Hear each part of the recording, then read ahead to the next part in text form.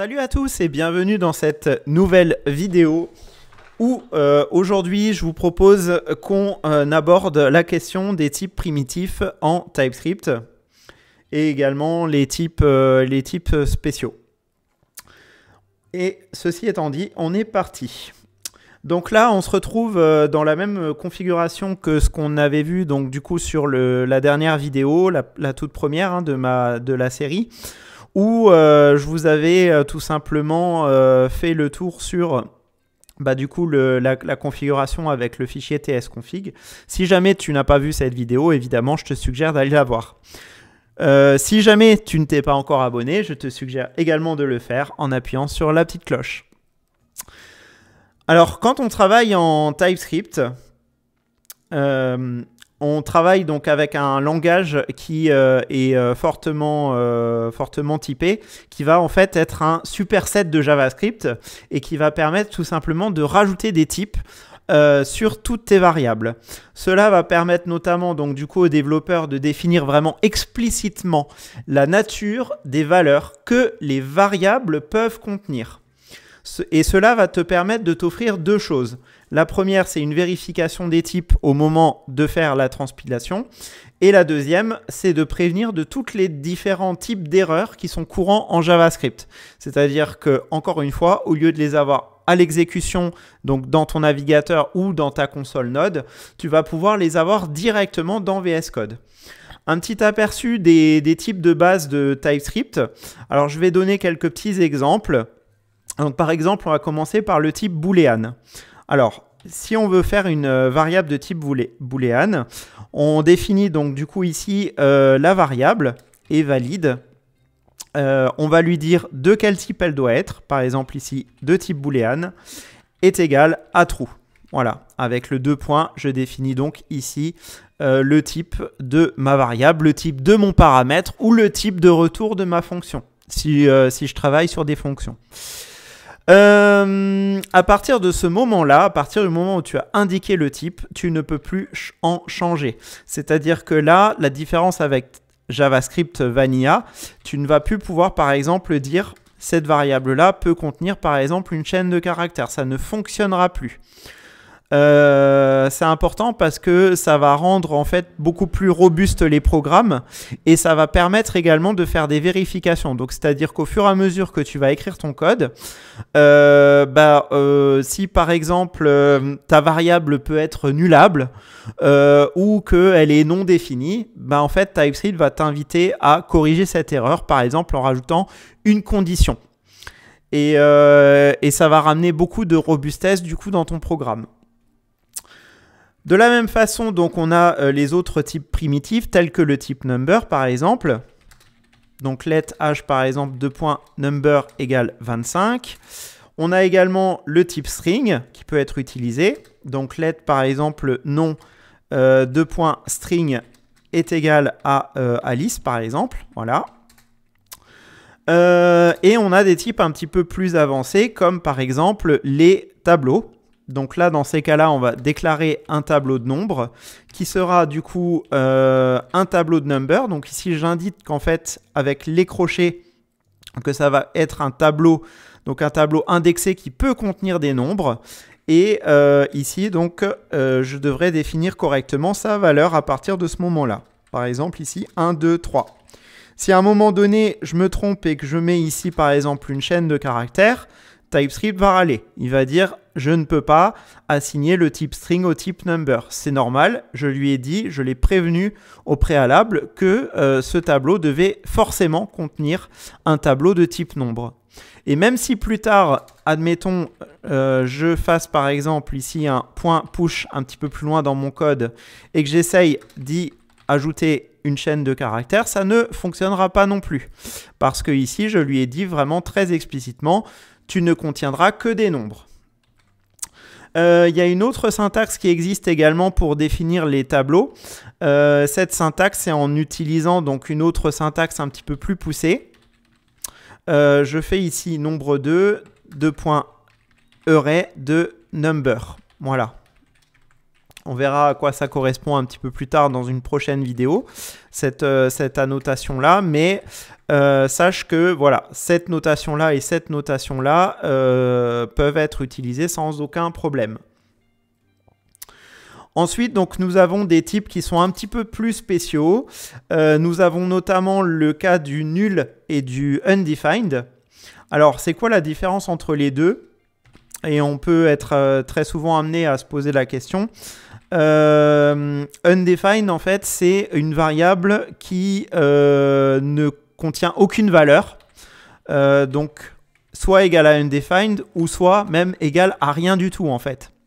Donc là, dans ces cas-là, ma variable, elle sera forcément undefined, non définie, donc sans contenu. On a un autre type également qui existe, qui est le type nul. Donc nul, en fait, c'est quoi la différence avec undefined? C'est que nul contiendra en fait la valeur nulle. Et nul, c'est un type qui permet en fait de faire la distinction entre une variable qui est définie mais qui ne contient qui contient en fait rien du tout, qui contient nul, avec une variable qui, elle, ne contient vraiment aucun contenu pour le coup. Voilà.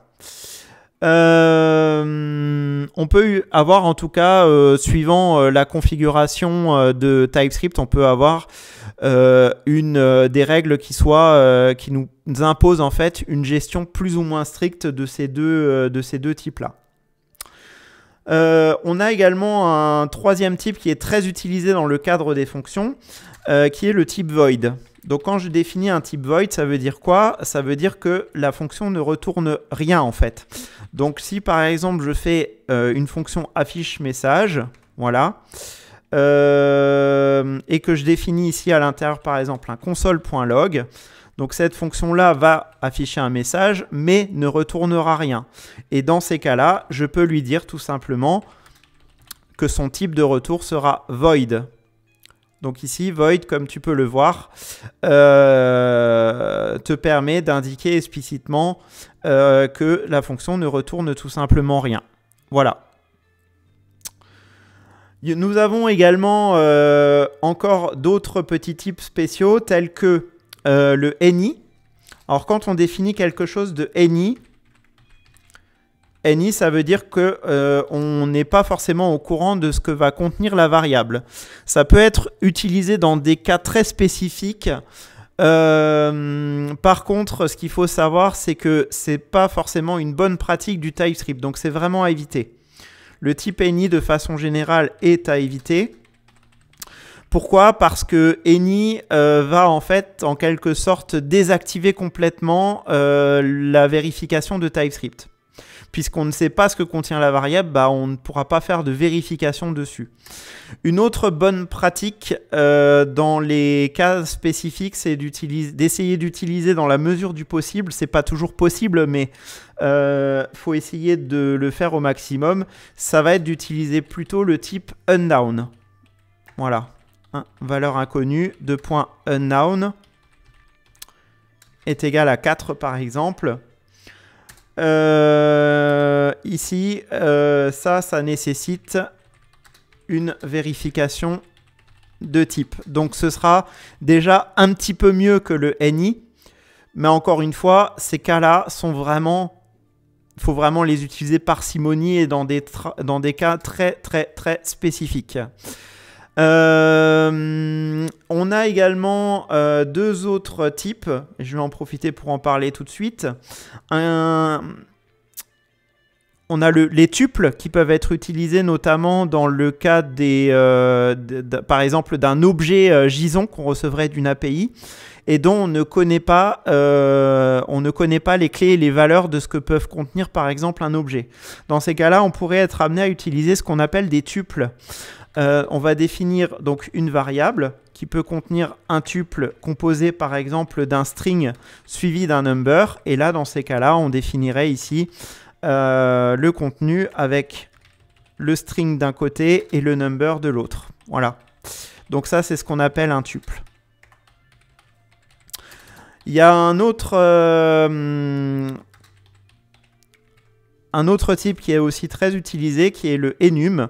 On va définir une énumération, par exemple une couleur, qui peut être égal du coup à par exemple rouge, vert ou bleu. Dans ces cas-là, rouge vaudra la valeur vaudra donc la valeur 0, 1 et 2, voilà, comme on peut le voir ici en surlignant. Et donc si je définis ici une variable de type couleur, telle que je l'ai définie au-dessus, je vais pouvoir indiquer sa valeur en faisant par exemple couleur point. Et là, TypeScript est gentil, il va vous proposer dans n'importe quel extrait de votre code, même si c'est dans un autre fichier, il va vous proposer automatiquement l'autocomplétion pour vous proposer les différents types que vous avez définis. Donc là, si par exemple je définis rouge, voilà, dans ces cas-là, ma couleur sera rouge, la valeur sera égale à 0, hein.